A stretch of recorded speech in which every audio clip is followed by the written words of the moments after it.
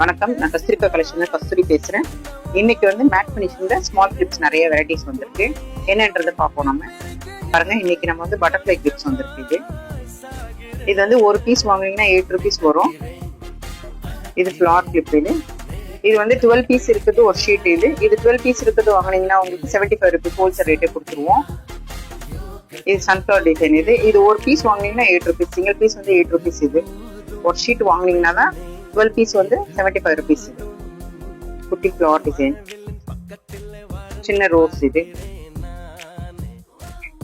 பாருங்க, அழகான ரோஸ். இது